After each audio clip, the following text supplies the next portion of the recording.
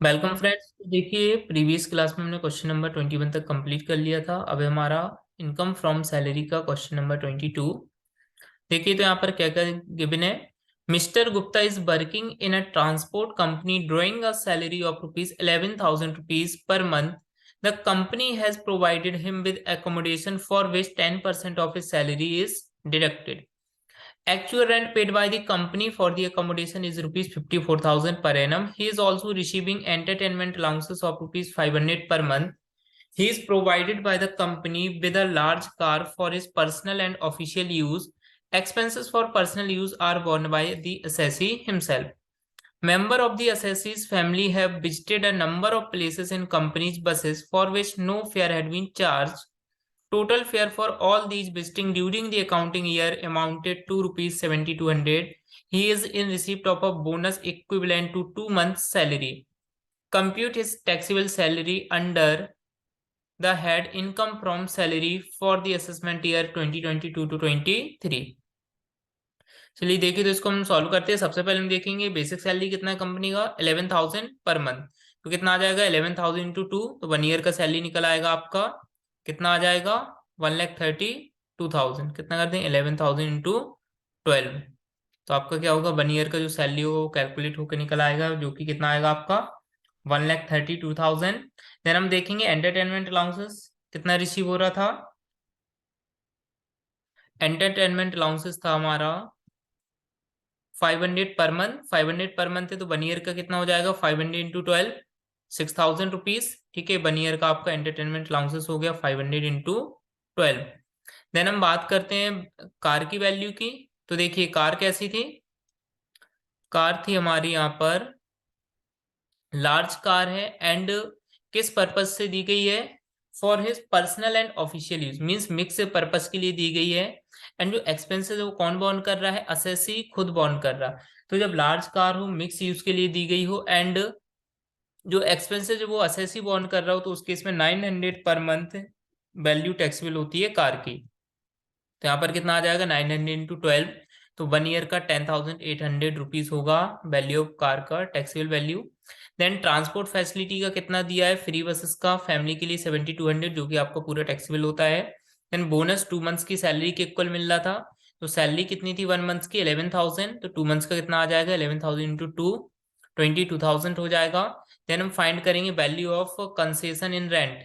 देखिए, क्योंकि यहाँ पर एम्प्लॉय क्या मिल रहा था, एक रेंट फ्री हाउस मिल रहा था। तो सबसे पहले हम क्या फाइंड करते हैं, 15% ऑफ सैलरी। तो देखिए सैलरी में क्या क्या आपका इंक्लूड होता है, सैलरी में आपका आता है basic salary, all taxable allowances and DA if as per terms of employment और रिटायरमेंट बेनिफिट, एंड जो भी आपके मॉनेटरी बेनिफिट्स हों। तो इट मीन्स आपका इसमें बेसिक सैलरी आ जाएगा 1,32,000, एंड इसके अलावा आपका एंटरटेनमेंट अलाउंस इंक्लूड हो जाएगा, एंड आपका बोनस इंक्लूड हो जाएगा। बोनस यहाँ पर कितना है, बोनस आपका, ठीक है। And value of car, value of car नहीं आएगा क्योंकि ये खुद ही एक परक्यूसिट्स है। तो परक्यूसिट्स को हम वैल्यू ऑफ एकोमोडेशन निकालने के लिए इंक्लूड नहीं करते हैं। तो कितना आ जाएगा, 1,32,000 प्लस 22,000 बोनस का, एंड आपका 6,000 किसका आ जाएगा, एंटरटेनमेंट अलाउंसेस का। तो ये तीन चीजें आपकी इंक्लूड होंगी रेंट फ्री अकोमोडेशन निकालने के पर्पज से। तो इस टोटल इसका आएगा 1,60,000। देन हम इसका कितना अमाउंट फाइंड करते हैं, 15%। तो 15% इसका फाइंड करिए, कितना आ जाएगा, 24,000। ठीक है, कितना आ गया, 24,000। और कुछ था क्या इसके रिगार्डिंग, एंड ठीक है, company provided him accommodation for which 10% of salary deducted, जिसके लिए कितना अमाउंट डिडक्ट किया जा रहा है, 10% एम्प्लॉई सैलरी का। And actual rent paid by the company for the accommodation is ₹54,000। And actual rent है वो कितना है जो कंपनी पे कर रही है उस हाउस के लिए, 54,000। तो 15% ऑफ सैलरी और actual rent paid by the employer. Actual rent employer कितना पे कर रहा है, 54,000। तो दोनों में से जो भी लीस्ट अमाउंट होती है, छोटी अमाउंट, हम उसको कंसीडर करते हैं। तो दोनों में से सबसे छोटी अमाउंट कौन सी है, 15%, मीन्स 24,000, तो इसको हम कंसीडर कर लेंगे। देन इसमें से लेस होता है जो भी अमाउंट किसने पे किया हो, असेसी ने पे किया हो। असेसी ने कितना पे किया, 10% ऑफ सैलरी। तो बेसिक सैलरी कितनी थी, 1,32,000 का 10% कितना आ जाएगा, 10% आ जाएगा 13,200। तो इसका 13,200 हम क्या करेंगे यहाँ पर लेस कर देंगे, तो आपका टैक्सेबल वैल्यू ऑफ एकोमोडेशन निकल के आएगा 10,800 रुपीज। देन सभी को ऐड कर देंगे तो आपका ग्रॉस सैलरी निकल के आया 1,88,800। देन इसमें से लेस होगा स्टैंडर्ड डिडक्शन 50,000 रुपीज का जो सभी सैलरीड पर्सन को मिलता है, तो टैक्सेबल इनकम फ्रॉम सैलरी निकल के आएगा 1,38,800 रुपीज। चलिए अब नेक्स्ट क्वेश्चन करते हैं, क्वेश्चन नंबर 23। देखिए यहाँ पर क्या क्या गिवन है। From the following particular compute the taxable income under the head salary of Sri Raman Lal for the assessment year 2022 to 23. He is employed in a textile industry in Mumbai on a monthly salary of rupees 60,000. कितना है basic salary 60,000 monthly. In addition, he is entitled to 1% commission on sales achieved through him, which amounted to rupees 10 lakh for the previous year. He received the following allowances and amenities from the employer during the previous year. DNS allowances of rupees 10,000 per month, which is granted under terms of employment and counted for retirement benefits. Bonus rupees 32,000. House rent allowances 10,000 rupees per month. Entertainment allowances 1,000 rupees per month. The employer paid rupees 1,000 income tax on perquisites. The employer provided travel concession of rupees 3,500 for his travel to Simla during the leave. Assume that the leave travel concession fulfill the condition prescribed by the central government. He had been provided with the amenities of gas, electricity and water, the expenses of which amounted to rupees 50,000 were paid by the employer, and he and his employer each contributed 14.5% of his salary to recognized provident fund. तो जो employer का contribution recognise provident fund में वो सिर्फ कितना exempt होता है, अगर एम्प्लॉय की सैलरी के 12% तक कंट्रीब्यूशन होता है तो अप टू 12% एग्जाम्प्ट होता है। अगर उससे जितना भी ज्यादा फिर कंट्रीब्यूशन होता है वो क्या होता है टैक्सेबल। इट मीन्स यहाँ पर 2.5% क्या होगा टैक्सेबल होगा एम्प्लॉयर का part. The interest credited to this fund for the previous year at 9.5%। तो अगर आरपीएफ पर जो इंटरेस्ट मिलता है अगर वो 9.5% तक है तो अप टू 9.5% क्या होता है एग्जेम्प्ट होता है, अगर उससे ज्यादा तो टैक्सेबल होगा। तो यहाँ पर 9.5% के रेट से जो इसके अमाउंट कितना है 9,800, तो पूरा की पूरा ही क्या होगा टैक्सेबल होगा, वो टैक्सेबल नहीं एग्जेम्प्ट होगा क्योंकि 9.5% के रेट से मिला है। He spent rupees 14,000 per month as rent of the house occupied by him in Mumbai। चलिए देखिए तो इसको हम करते हैं। सबसे पहले हम क्या देखेंगे बेसिक सैलरी जो कि कितना था 60,000 पर मंथ। तो आपका 1 ईयर का कितना हो जाएगा 60,000, वो 1 ईयर का हमारा होगा 60,000 इंटू 12, तो कितना आ जाएगा 7,20,000। ये 1 ईयर का आपका पूरा बेसिक सैलरी निकल आया। Then DNS allowances, DNS allowances कितना था, डीएनएस अलाउंसेस था आपका 10,000 रुपीज पर मंथ। तो 1 ईयर का कितना होगा 10,000 इंटू 12 1,20,000। देन कमीशन की हम बात करें तो कमीशन कितना था 1% ऑन सेल, सेल कितना है टोटल 10 लाख, 10 लाख का 1% कितना होगा 10,000, तो आपका कमीशन आ गया 10,000 रुपीज। देन हम बात करेंगे बोनस की।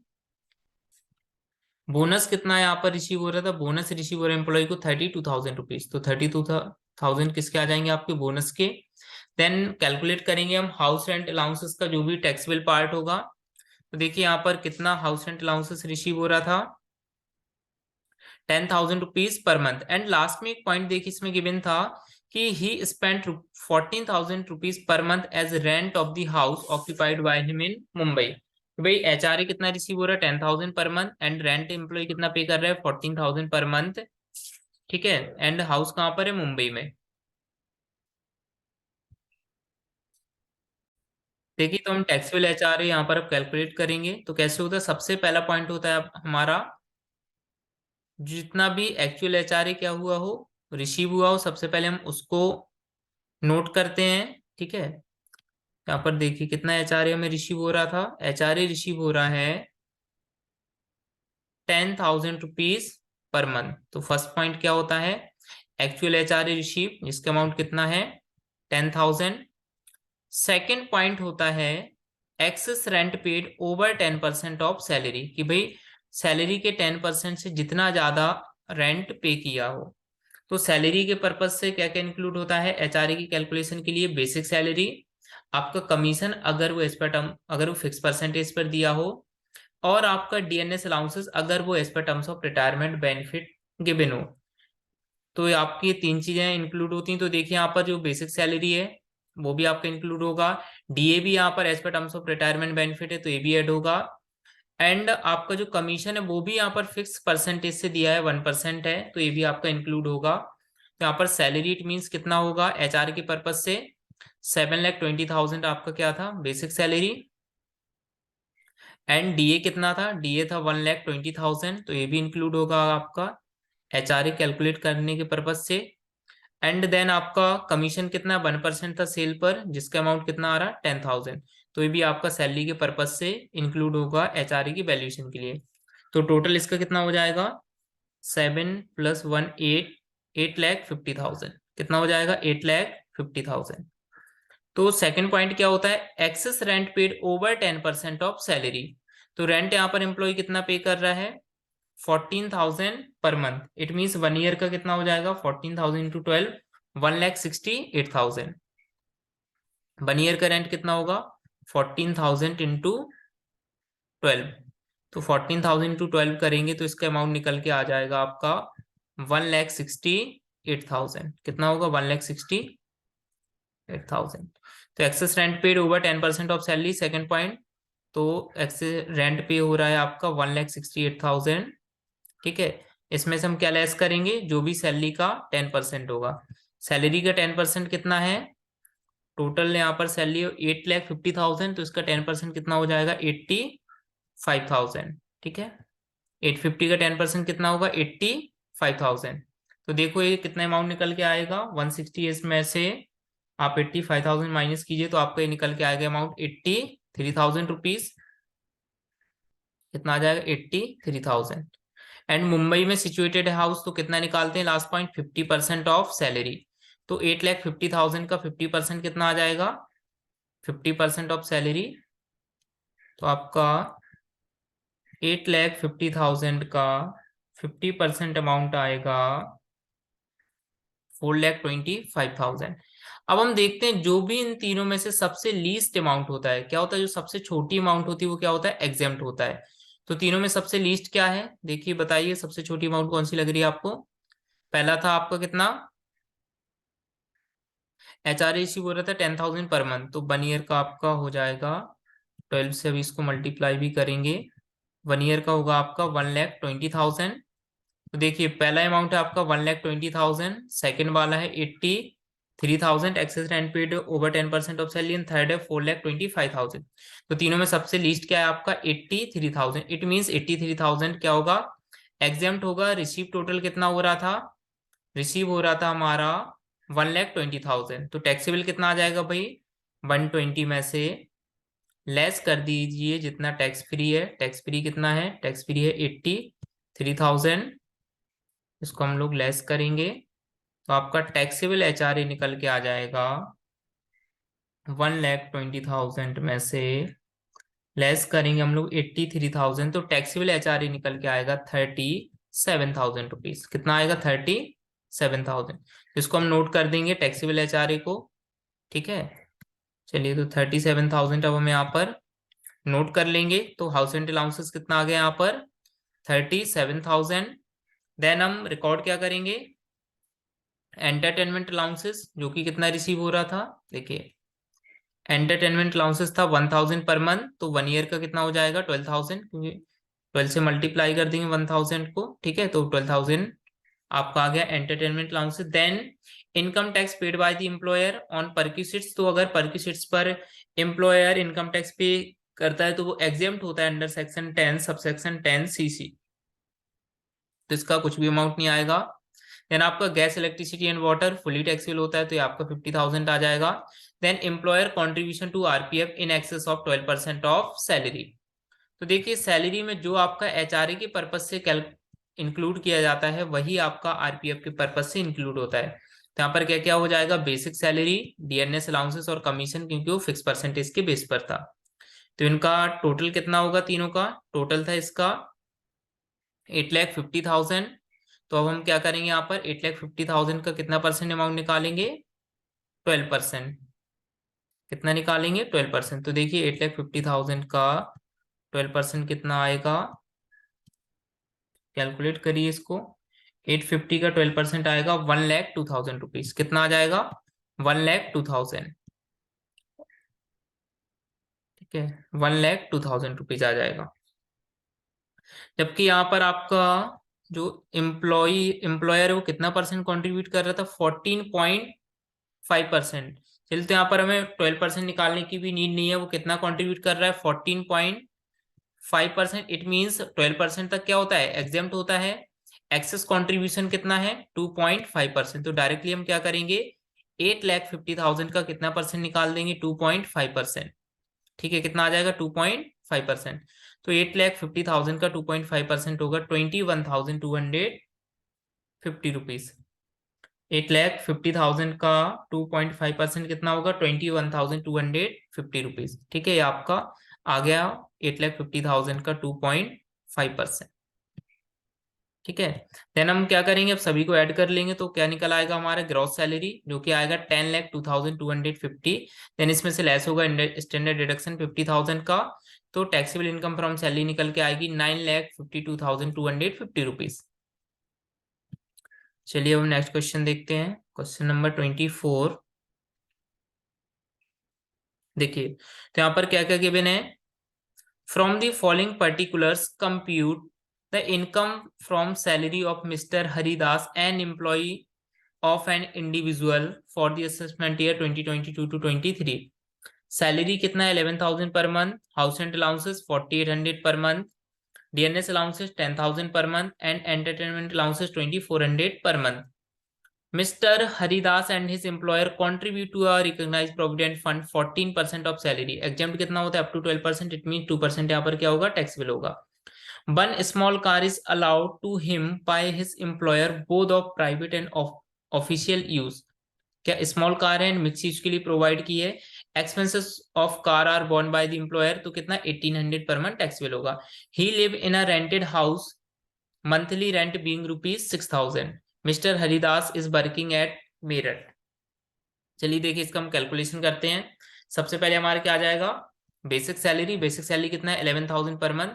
तो 11,000 इंटू कितना कर दोगे, 12, क्योंकि सारी चीज पर मंथ में तो हम ईयर में कन्वर्ट कर लेंगे। तो आपका 11,000 इंटू 2 करो, 12 करोगे तो आएगा आपका 1,32,000। Then DNS allowances 10,000 per month था, तो 1 ईयर का कितना हो जाएगा, 10,000 into 12, 1,20,000। Entertainment allowances 2,400 per month था, तो 2,400 इंटू 12 करोगे तो आएगा आपका 28,800 rupees. Then house rent allowances, तो इसका हमें कैलकुलेशन करना पड़ेगा। तो सबसे फर्स्ट पॉइंट होता है आपका H R A receive, 4,800 per month receive हो रहा था। इट मीन 57,600 आ जाएगा।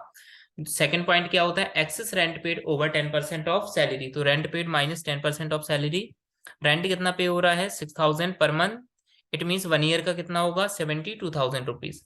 तो 72,000 में से हम लेस करेंगे 10% ऑफ सैलरी। तो सैलरी में क्या क्या इंक्लूड होता है, एचआर के पर्पज से बेसिक सैलरी, डीए अगर वो as per terms of employment हो, और कमीशन अगर वो फिक्स परसेंटेज पर हो।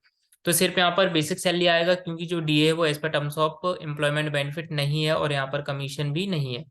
तो 1,32,000 का 10% कितना आ जाएगा आपका, 13,200। तो excess rent paid over 2%, over 10% of salary आएगा 58,800 रुपीज। देन क्योंकि मेरठ में वो वर्किंग है तो 40% ऑफ सैलरी आएगा, जो कि जिसके अमाउंट होगा 52,800। देन हम क्या देखते हैं, जो भी तीनों में सबसे लीस्ट अमाउंट होता है वो क्या होता है, एग्जाम। तो सबसे लीस्ट छोटा अमाउंट इसमें क्या है, 52,800। तो ये क्या होगा, एग्जाम्ट होगा।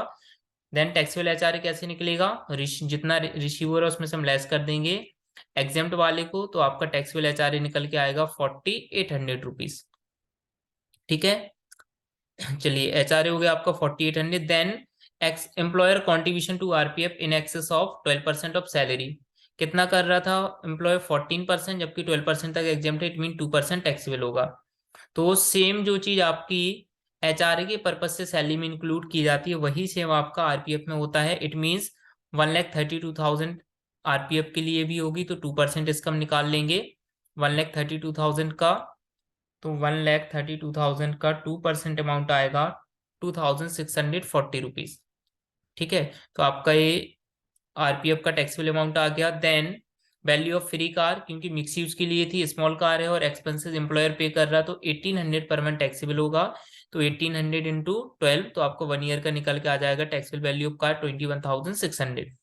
देन सभी को ऐड कर देंगे तो ग्रॉस सैलरी निकल के आएगी 3,09,840।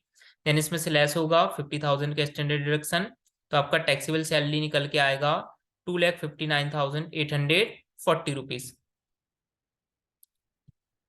आई होप ये सारे क्वेश्चन आपको सही से क्लियरली समझ आए होंगे।